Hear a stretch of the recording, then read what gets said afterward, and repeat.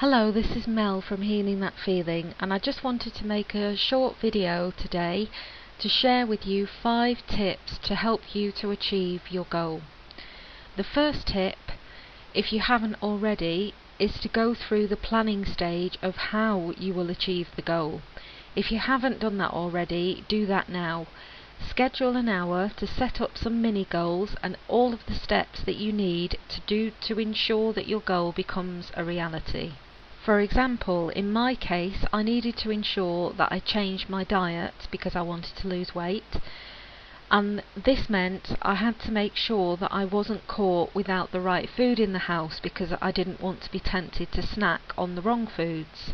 I also needed to add in more exercise 3 or 4 times a week, and on a calendar I did a list of mini goals for my weight loss, so that rather than just aiming for the one big goal, I can aim for each mini goal.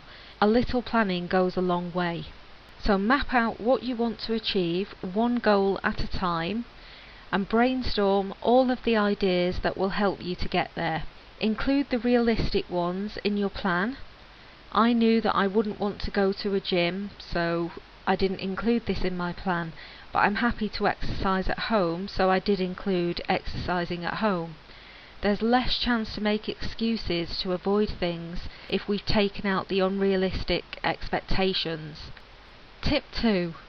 Do not let people monopolise your time or your energy when you should be working on your goal.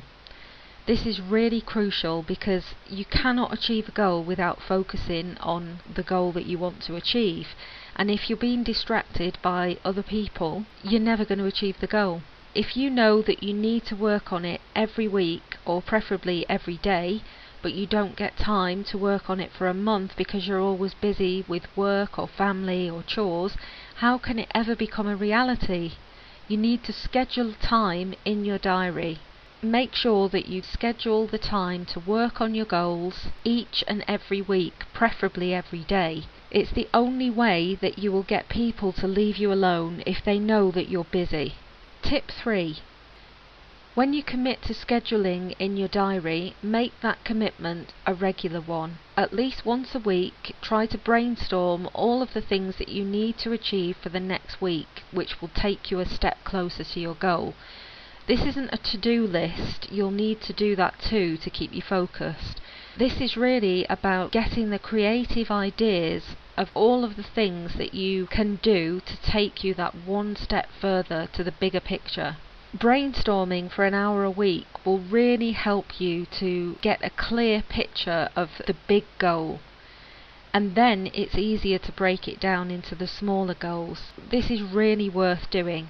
Once you have your weekly brainstorm information, then and only then can you start your to-do list. Get rid of the tasks that are either not important or are not really helping you to get closer to your goal, and never have more than 7 items on each to-do list. If you're doing your goals daily, then you should only have 7 items to do that day, or if you're doing it weekly, you should only have 7 items on there, unless they're all really smaller tasks that can be completed quickly or really easily. The reason for this is that the more tasks that you have on there, the harder it will be to stick to it. Keep it simple and keep the list small.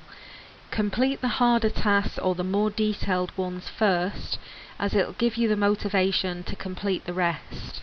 Tip 4. Is there a reason that you're not achieving your long-term goals? Self-sabotage, lack of confidence, negative thoughts creeping in, or dips in motivation? Find the resources that will help you or get the support that you need. First of all, there's lots of tips and articles on the Healing That Feeling website. There's a huge blog and lots of different articles about all sorts of things, including motivational tips, confidence tips, how to overcome negative thought, details about positive thinking and affirmations. It's all on there if you need it, but the internet is an unlimited resource. You can find whatever you need, just make the effort to go out and find what you need to do. Tip 5. Don't let the negativity, jealousy or insecurity of others derail your effort.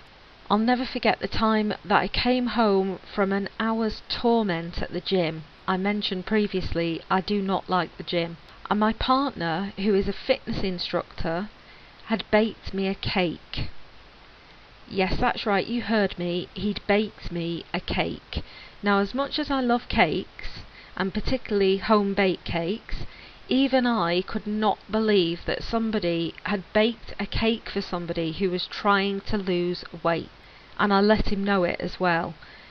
Once things had calmed down, we chatted about this, and he admitted that he was actually worried about me losing the weight and losing interest in him, which was absolutely ridiculous because I was actually slimmer when I met him anyway. So once I put that silly insecurity out of his mind, he's been very supportive ever since. But sometimes it's not as obvious that someone is trying to derail you from your end goal, and it's definitely not obvious why. So just be consciously aware of the negative comments or the naysayers.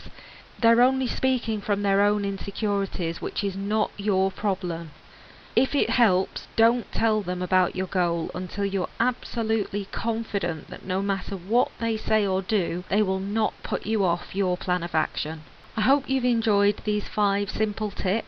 There'll be lots more to come, so please stay in touch with the Healing That Feeling website. I'd love to hear your comments on this, so please feel free to leave a comment or let me know if you have any questions, and I'll be happy to answer them either as an article on the blog or as a future video.